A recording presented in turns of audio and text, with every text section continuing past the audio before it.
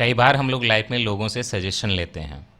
As an aspirant हम preparation से related suggestion ले सकते हैं, प्रीलिम्स की अप्रोच क्या होगी, आंसर राइटिंग की अप्रोच क्या होगी, प्लान बी लेना है कि नहीं लेना है, कितने घंटे पढ़ना है, बहुत चीज़ें हम लोगों से पूछते हैं।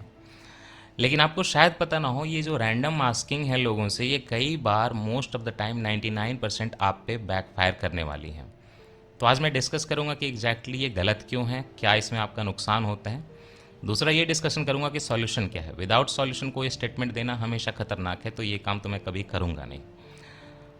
अब देखिए क्या है कि आपने प्रिपरेशन से रिलेटेड किसी से क्वेश्चन पूछा। अब ये इंसान आपका सीनियर हो सकता है, कोई प्रिपरेशन के फेज में already mains written interview given हो सकता है, कोई ऐसा इंसान हो सकता है जिसका ऑलरेडी सिलेक्शन हुआ हो, टॉपर हो। और कई बार आप रिकमेंडेशन डायरेक्टली नहीं पूछ पाते, तो टॉपर टॉक पे डिपेंड करते हैं कि वहाँ से कुछ इनपुट आ जाए या टीचर के थ्रू, मेरे थ्रू कुछ इनपुट आ जाए। ये सारी चीज़ें हैं। बट होता क्या है कि लाइफ में मोस्ट ऑफ द थिंग्स जो है ना, हम सही कर रहे होते हैं। चीज़ें जो हैं, लोग आज भी सोर्स वगैरह पूछते हैं, लेकिन आप देखिएगा कि सोर्सेज तो सबके सेम हैं। चीज़ें हम ऑलरेडी ठीक कर रहे होते हैं। बट प्रॉब्लम क्या है कि जब हम इनिशियल फेज में होते हैं, तो वो ठीक करने के बावजूद भी हमारी ग्रोथ नहीं होती। कई बार पढ़ाई से रिलेटेड बात करो, चाहे किसी और चीज़ से रिलेटेड बात करो, जब आप इनिशियल फेज में होंगे तो वो ग्रोथ का ग्राफ जो है काफ़ी दबा दबा सा चलता है। And then all of a sudden जब आपने सारी नॉलेज ले ली, सारे बेसिक आपका फाउंडेशन क्लियर हो गया, तो ग्राफ जो है अपहिल चलता है। तो जब आप ऑलरेडी किसी ऐसे इंसान से पूछ रहे हो जो पहले फेज को क्रॉस कर चुका है, तो उसको क्या है कि वो पिछला फेज अपना भूल जाता है, और वो वहां से आपको जो है ज्ञान देने लगेगा कि ऐसे करते हैं ऐसे करते हैं। बट जहां पे उसने स्ट्रगल किया था वो वाला वो कट कर देगा। और अगर देखिए स्ट्रगल किया भी है, तो आपको इमोशनल वाला स्ट्रगल ज़्यादा बताएगा कि मेरे पास एक टेबल थी, एक चेयर थी, मैंने इतने से किया, घर से पैसा नहीं आता था, घर से बहुत प्रेशर था, मैं घर में सबसे बड़ा हूँ, मेरे ऊपर बहुत जिम्मेदारी थी, इन चीज़ों पे चला जाएगा। वो आपको वहाँ पे शिफ्ट नहीं करेगा फोकस की एग्जैक्टली जब प्रॉब्लम थी तो उसने क्या क्या पढ़ा था, कैसे किया था, कौन से सब्जेक्ट पढ़े थे, कहाँ से पढ़ा था। You are getting my point. Everybody around us is full of ego, and ego is a defense mechanism. That's completely okay. People want to protect their prestige, their hard work का जो भी एक इमेज हो, हर कोई image build करना चाहता है। तो इस चक्कर में लोग आपको ऐसे फेज की बातें बताते हैं जो कि आप अभी तक पहुंचे ही नहीं हो। फिर आप अपना कंपैरिजन करते हो उस फेज से कि भाई वहां पे ऐसे करना था, इनिशियल फेज का पूरा लैकिंग हो गया। अब क्या है कि बहुत सारे आपके अराउंड टॉपर्स हैं, बहुत लोग टॉपर जो है अलग अलग जगह पे जाते हैं, बातें कहते हैं, तो वो अपनी अंडरस्टैंडिंग के हिसाब से, अपनी लाइफ के हिसाब से कहते हैं। तो आपको करना क्या है, पहले तो ये मन में मान लेना है कि जो आप कर रहे हो अपने स्टेज पे ठीक कर रहे हो। उसी स्टेज में अगर कोई करेक्शन करना हो तो हम इसको किसी से कैसे कंपेयर करें जिसने उस स्टेज का हमें कुछ हालिया जो है बताया हो। अब मैं बताता हूँ करना क्या है। जब भी आप किसी ऐसे इंसान से सुनिए जो कि सक्सेसफुल है, या टीचर है, या मतलब कह सकते हैं कि रैंक लाई हुई है, ऐसा कोई इंसान है या कोई सीनियर है, तो आप पहले तो ऐसे से पूछिए जिसने एग्जैक्टली आपके सारे, जैसे आपकी लाइफ थी वैसी जी हो। मैं बताता हूँ। इमेजिन करिए कि मैं एक हिंदी मीडियम का छात्र हूँ जो कि धनबाद के एक सरकारी स्कूल से और कॉलेज से पढ़ा हुआ है, और मैंने एक टॉपर देखा जो कि लंदन स्कूल ऑफ इकोनॉमिक्स से पढ़ा हुआ है, ऑक्सफोर्ड से पढ़ा हुआ, हार्वर्ड से पढ़ा हुआ, यूपीएससी उसको देने का मन हुआ, दे आया, और वो उसने एक ही अटेम्प्ट में क्लियर कर लिया। ऐसे लोग हैं। अब उसकी जो अंडरस्टैंडिंग है, उसके दिमाग में ये आएगा ही नहीं कि भैया इंग्लिश जो है कहाँ से शुरू करते हैं, क्योंकि वो तो एकदम प्रो है, वो तो विद्वान है, उसको कई चीज़ें पहले से ऑलरेडी क्लियर हैं। उसके लिए यूपीएससी का कंटेंट भी रिविजनरी मटेरियल है या बहुत बेसिक है, उसको जो है आराम से समझ में आ जाता है, ग्रास्प हो जाता है, वो अपने हिसाब से बता देगा। हम वहाँ अटक जाएंगे। तो पहले ये देखिए कि एग्जैक्टली ऐसा कोई इंसान है जिसने आपके जैसी लाइफ जी हो, आपके जैसे बैकग्राउंड से आ रहा हो, सेम सिचुएशन फेस की हुई हो, ऐसे लोगों के पास आप जाइए। अब वो इंसान जिसने सेम सिचुएशन फेस की होगी, उसके बाद ये क्लॉज आएगा कि क्या वो इनिशियल स्टेजेस का बता रहा है। अगर वो बता रहा है तो आप उसके रिकमेंडेशन सुनिए। ये जो पुरानी कहावत है ना, निंदक नीरे राखिए, इसमें बहुत बड़ी प्रॉब्लम है। आप अगर एक मूर्ख इंसान से भी, राह चलते से भी पूछोगे, जाके आप ORN करोल बाग आप ट्राई करना, मुखर्जी नगर ट्राई करना, एक शॉपकीपर है प्रिंट आउट की, आप उससे गाइडेंस लेने जाओगे, वो भी आपको गाइड कर देगा। अब यहाँ पे प्रॉब्लम क्या है कि वो अगर गाइड करेगा तो भले उसको समझ ना हो, आपको अंडर कॉन्फिडेंट बना देगा। और दुनिया में ना कोई भी चीज़ अंडर कॉन्फिडेंस से बुरी नहीं है। If you ask people, people will suggest. लोगों को मजा आता है, and there are people without asking they suggest. उनको भले इस चीज़ का कुछ नॉलेज नहीं हो, एक्सपर्टीज नहीं हो, लेकिन वो आपको ऐसा सजेशन देंगे कि आपको लगेगा कि आप कुछ गलत कर रहे हो। You are doing most of the things correctly.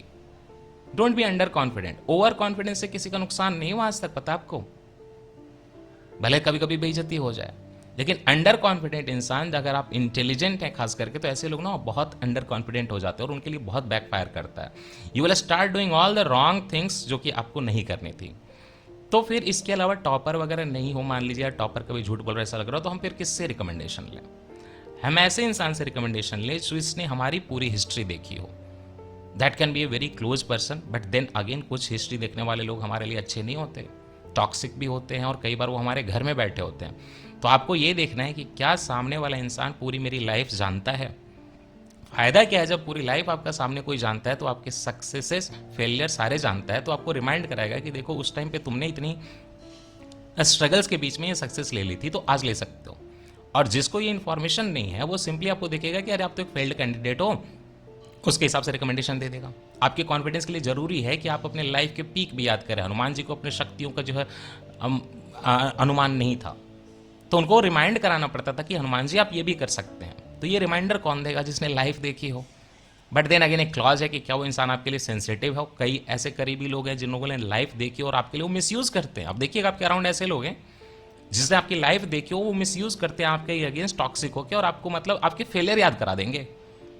So you have to take feedback only from the people who are very close. Do not take feedback from the random people. और एक स्टैंडर्ड होता है हर चीज़ का। हम अगर मान रहे हैं कि प्रीलिम्स की हमारी तैयारी हुई कि नहीं हुई है, तो हम क्या करेंगे, PYQ सॉल्व करके देखेंगे, हम जो है सिमुलेटर वगैरह सॉल्व करके देखेंगे और वहाँ पे हमारे मार्क्स कितने आ रहे हैं। तो हम एक स्टैंडर्ड बेंचमार्क जो बना हुआ है यूपीएससी का प्रीलिम्स का, अगेन मेंस में सिंपल क्वेश्चन है कि हमने कितने आंसर लिखे हैं। क्या हमने कम से कम 100 आंसर लिखे हैं? भले इवैल्यूएशन ना कराया हो, लेकिन क्या हमने टॉपर कॉपी से कंपेयर किया हो? तो बेंचमार्क बहुत सेट है, इसके लिए बहुत भागने की जरूरत नहीं है, किसी के पास पहुंचने की जरूरत नहीं है, चीजें क्लियर हो जाती। आपका तो मेन हो कि कॉन्सेप्ट कोई अच्छे से क्लियर कर दे, उसके बाद ये आपको बेंचमार्क के पास खुद पहुंचना है। तो close people, proximative people, people who have seen your entire life failure and successes, at the same time they are sensitive to your emotions, जो आपको बता सकें कि आप में कितनी एनर्जी है, ऐसे लोगों से फीडबैक लीजिए। अदरवाइज आप रैंडम से पूछेंगे तो आपको अंडर कॉन्फिडेंट कर देगा, कुछ भी बता देगा। मुझे भी जब आप कुछ पूछते हैं तो मुझे पूरी हिस्ट्री बताइए। जब मेरे पास कोई आता है तो मैं पूरा पूछता हूँ। अब रिसेंटली कल की बात है, मोक्षा में एक एडमिशन आया वो हमारे स्टूडेंट, तो मैंने एक दो ग्रुप जो है कॉमन देखे, मुझे ये तो लगा कि हाँ चलो पुराने स्टूडेंट है। उन्होंने बोला कि आसाम पीएससी का जो है जुलाई अगस्त में होने वाला है एग्जामिनेशन, तो मुझे उसके लिए मोक्षा तो ज्वाइन करना ही है, लेकिन मुझे एक वैलिडिटी का इशू है क्योंकि आपका तो प्रीलिम्स के लिए है, यूपीएससी के लिए सिलेबस तो सेम है, तो मैं क्या करूं? मैंने बोला ठीक है मैं एक्सटेंड कर दूंगा वैलिडिटी, वो कोई इशू नहीं है। और साथ में मैंने ये लिखा कि पहले भी हमारे आसाम पीएससी में लोग जो हैं सक्सेसफुल हुए हैं। एक तो ऐसे हैं जिन्होंने यूपीएससी में भी किया था, आसाम पीएससी में भी किया था, कई सारे रैंकर हैं हमारे वहाँ पे, सर्विंग ऑफिसर्स हैं। अब देखिए कि उन्होंने उस मोमेंट पे मुझे बताया कि सर मेरा लास्ट ईयर 2024 में आसाम पीएससी में ऑलरेडी सिलेक्शन हो चुका है ना, लेकिन फिर भी मुझे मोक्षा जरूरी लग रहा है। अब देखिए मुझे यहाँ पे इंफॉर्मेशन का जो था वो लैक था इस साइड में। अगर ये नहीं पता होता, अगर ये पता होता तो मैं उनको, ये सीसीपी के स्टूडेंट थे 24 के, but I did not have any idea, then I congratulated him. अब उनको जो है बेसिक इंफॉर्मेशन की रिक्वायरमेंट नहीं है कि मोक्षा से ये प्रीलिम्स पहले लोगों ने इस तरह का कंटेंट पढ़ के कॉरिडोर करंट अफेयर वगैरह से किया हुआ है, ये बताने की जरूरत नहीं है। अब चीज़ें यहाँ पे डिस्कस होंगी कि एग्जैक्टली असम पीएससी के क्वेश्चन के कुछ जो है लेवल हैं, कुछ अलग हुए, तो वो हम कहाँ से करें। Now the guidance becomes beautiful. तो मुझसे भी जब आप कभी बताएं कुछ तो पूरा बताएं, किसी से भी आप कुछ बताएं, कुछ रिकमेंडेशन लेते हैं उसको पूरा बताएं। जैसे डॉक्टर के पास हम जाते हैं तो पूरी हिस्ट्री बताते हैं। आप बोलोगे हेडेक है और सिंपली डॉक्टर आपको प्रिस्क्रिप्शन दे के पेन किलर दे देगा, लेकिन अगर आप ये बताओगे कि हेडेक सुबह होता है कि शाम को होता है, हेडेक किस एरिया में होता है, तो वो बता देगा कि एग्जैक्टली क्या रीजन है। बट इसके लिए डॉक्टर सुनने वाला होना चाहिए, लोगों के पास इतना टाइम नहीं होता। In this thing journaling also helps कि कैसे एग्जैक्टली क्या चीज़ें हो रही हैं, आपको अपने बारे में आइडिया लगेगा। हाँ, अगर आप किसी से जा रहे हैं रिकमेंडेशन लेने तो सेल्फ अवेयरनेस भी होनी चाहिए।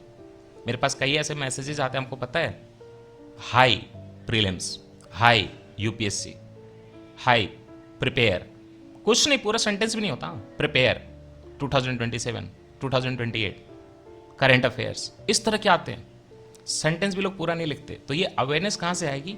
जर्नलिंग से आएगी। डेली जो चीज़ें आप करते हैं वो लिखिए, आपको पता चलेगा एग्जैक्टली आपके कितने घंटे कहाँ जा रहे हैं। रिसेंटली मैंने चीज़ें बहुत ऑर्गेनाइज की हैं खाली जर्नलिंग के बेसिस पे। तो कुछ चीज़ें हैं, सेल्फ अवेयरनेस आप जर्नलिंग से ले लें, बेंचमार्क आप जो एग्जामिनेशन का लेवल है उसके हिसाब से कंपेयर करें प्रीलिम्स मेंस का, और फीडबैक आप या तो अपने जो क्लोज लोग हैं, जो आपको जानते हैं और आपके लिए निगेटिव जजमेंट नहीं करते, उनसे लीजिए।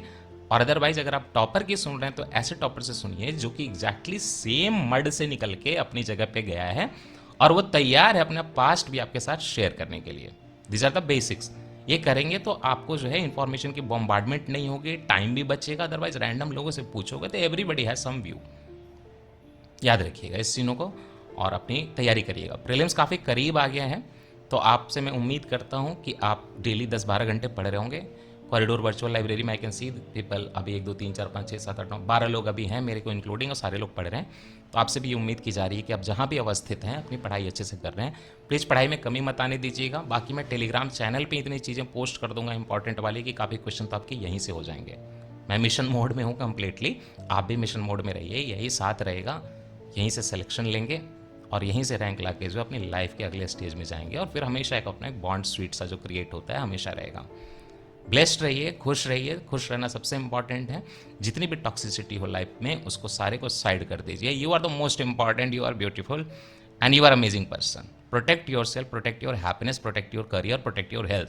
जस्ट प्रोटेक्ट योर सेल्फ, बाकी चीज़ें खुद हो जाएंगी यार, सब मिल जाएगा आपको।